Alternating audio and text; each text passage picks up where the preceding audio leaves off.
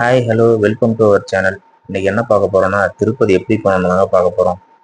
திருப்பதி எப்படி 300 ரூபாய் ticket book பண்ணிட்டு ரூமில் ஸ்டே பண்ணி தரிசனம் எப்படி பார்க்குறன்றது தான் ஒரு குட்டி விலாகாக போட்டிருக்கேன்.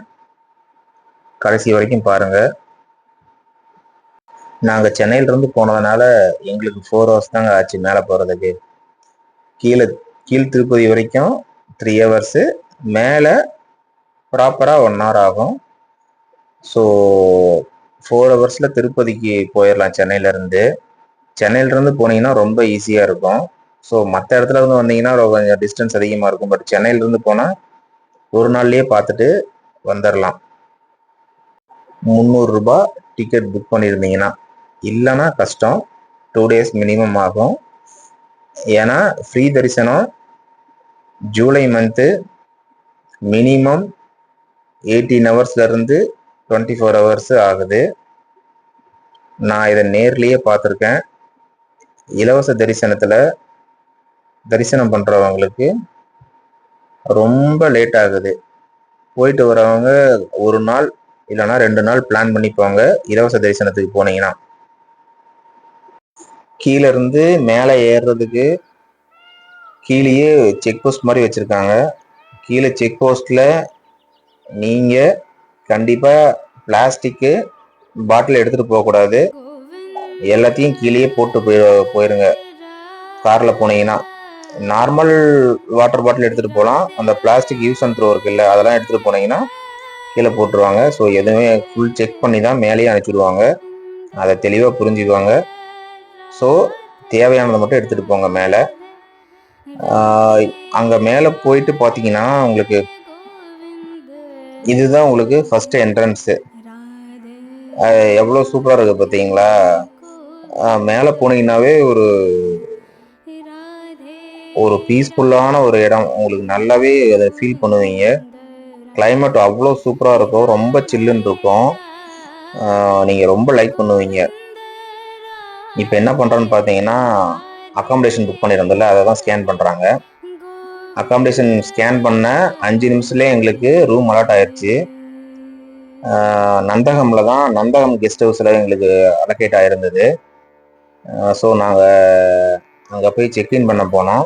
அவங்க ஃபஸ்ட்டு ஆதார் கார்டு கேட்டாங்க. ஆதார் கார்டு எடுத்துகிட்டு போயிருந்தோம். அங்கே பார்த்தீங்கன்னா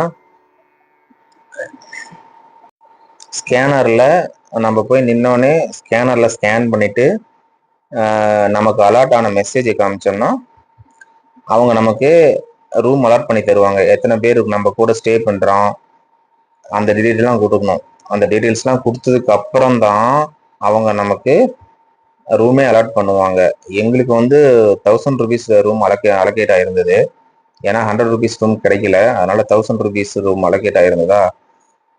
அதனால ரொம்ப கோயில் பக்கத்துலேயே தான் நாங்கள் போய் ஸ்டே பண்ணியிருந்தது. ரூம் உண்மையாலுமே அந்த பக்கத்துலேயே கிடைக்குன்னு எதிர்பார்க்கவே இல்லை. ஏன்னா அங்கே நிறைய கெஸ்ட் ஹவுஸ் இருக்குது. அங்கே நிறைய கெஸ்ட் ஹவுஸ் இருந்ததுனாலும் கோயில் பக்கமாக இருந்ததுன்னா நமக்கு போயிட்டு வர்றது கொஞ்சம் ஈஸியாக இருக்குன்னு நினச்சேன். அதே மாதிரி எங்களுக்கு கிடைச்சது. இந்த 1000 ருபீஸ் ரூம் அலோகேட் ஆன இடத்துல பார்த்தீங்கன்னா லிஃப்ட்டும் இருக்குது. லிஃப்டில் எங்களுக்கு 4th ஃப்ளோர் கிடைச்சிருந்தது. 4th ஃப்ளோரில் ரூம் கிடைச்சிருந்தது. 4th ஃப்ளோருக்கு லிஃப்டில் நாங்கள் கிளம்பிட்டோம். ஆனால் ரூம் எப்படி இருக்குன்னு கண்டிப்பாக எங்களுக்கு தெரியாது. அங்கே போய் பார்த்தோம். உண்மையாலுமே அவ்வளோ நீட் அண்ட் க்ளீனாக மெயின்டைன் பண்ணியிருந்தாங்க. அங்கே இடமும் பார்த்தீங்கன்னா அவ்வளோ க்ளீனாக வச்சுருக்காங்க. மற்ற கோயில்களில் நான் போய் பார்த்துருக்கேன். பட் அவ்வளோ நீட் அண்ட் க்ளீனாக இருந்தது கிடையாது. பட் இங்கே போனீங்கன்னு வச்சுக்கோங்களேன், அவ்வளோ நீட்டாக இருக்கும். 100 ருபீஸு கூட அவ்வளவு சூப்பராக ரூம் தராங்க. நீங்கள் புக் பண்ணி போனீங்கன்னா உங்களுக்கு தெரியும். இங்கே பாருங்கள், ரூம் எவ்வளோ க்ளீனாக இருக்குது பாருங்கள். காமிக்கிறான் பாருங்களேன். உள்ளே பார்த்தீங்கன்னா ஒரு நல்ல பெரிய பெட்டு கொடுத்துருந்தாங்க. கிங் சைஸ் பெட்டு, சோஃபா, அப்புறம் டாய்லெட் பார்த்தீங்கன்னா இந்தியன் டாய்லெட் இருக்குது, வெஸ்டர்ன் டாய்லெட் தனியாக இருக்குது. நீங்கள் பார்த்தீங்கன்னா உங்களுக்கு தெரியும். சின்னதாக ஒரு பாப்பாவுக்காக ஒரு குட்டியாக ஒரு பெட்டு கொடுத்துருந்தாங்க. தனியாக ஒரு ரூம், குட்டியாகவும் ஒரு ரூம், அதாவது ட்ரெஸ் சேஞ்சுக்கு தனியாக ரூம் இருக்குது. அது எதுவும் இல்லை, சும்மா நார்மலான ரூம் தான். நீங்கள் பார்த்தீங்கன்னா தெரியும். பார்த்தீங்களா? அதுக்கு தனியா ஒரு ஹீட்டர் கொடுத்துருக்காங்க. நீட்டா இருக்கு. நம்ம கீழே ஸ்டே பண்ணி 2000 5000 கொடுத்து ஸ்டே பண்றதுக்கு 1000 ருபீஸ்க்கு எவ்வளவோ பரவாயில்ல இந்த ரூமு. என்னோட பொண்ணு ரொம்ப என்ஜாய் பண்ணி விளையாண்டுட்டு இருந்தா ரூம்ல. அதுக்கப்புறம் ரொம்ப பசிச்சுதா, சரி வாங்க வெளியே போய் சாப்பிட போலான்னு போனோம். ஆனா அன்னதானம் சாப்பிட்டா ரொம்ப நல்லதுன்னு சொல்லுவாங்க. அதனால எப்ப போனாலும் அன்னதானத்தை நாங்கள் மிஸ் பண்ணவே மாட்டோம். அன்னதானத்துக்கு ஆனா ஒரே இடம் தான், 10 சுத்தி தான் போய் சாப்பிட போனோம். இதுதான் நாங்க அன்னதானம் சாப்பிட போன இடம். பாத்தீங்களா, மேல கிட்டத்தட்ட ஒரு 5000 பேர் உட்காரலாம் ஒரு டைம்ல. First room, second room, third ரூம்னு அந்த ரூம் பாத்தீங்கன்னா அவ்வளவு பெருசா இருக்கும். ஒரே நேரத்துல அவ்வளவு க்ரௌடு உட்காரலாம். 5000 பேர் இல்ல, எனக்கு தெரிய 10,000 பேர் கூட உட்காரலாம்னு நினைக்கிறேன்.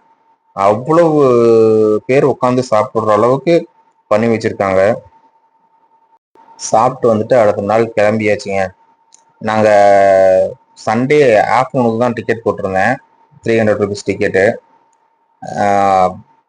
காலையில 10 o'clockலாம் உள்ள போயிட்டோம்.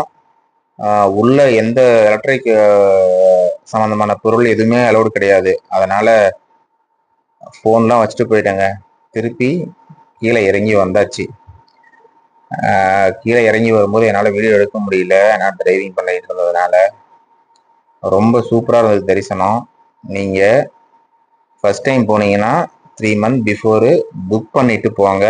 புக் பண்ணிட்டு போனீங்கன்னா ஈஸியாக சாமி பார்த்துட்டு வரலாம். 4 மணி நேரத்தில் சாமி பார்த்துடலாம். நீங்கள் சாமி பார்க்கறத விட ரொம்ப அமைதியாக இருக்கும் அந்த இடம். நீங்கள் திருப்பதிக்கு போனீங்கன்னா உண்மையாலுமே திருப்பதி போயிட்டு வந்தீங்கன்னா திருப்பம் ஏற்படும்பாங்க. உண்மையாலுமே திருப்பம் கண்டிப்பாக வரும். இந்த வீடியோவை முதல் முறையாக பார்த்தீங்கன்னா லைக் பண்ணுங்க, ஷேர் பண்ணுங்க, சப்ஸ்கிரைப் பண்ணுங்க. ஓகேங்களா?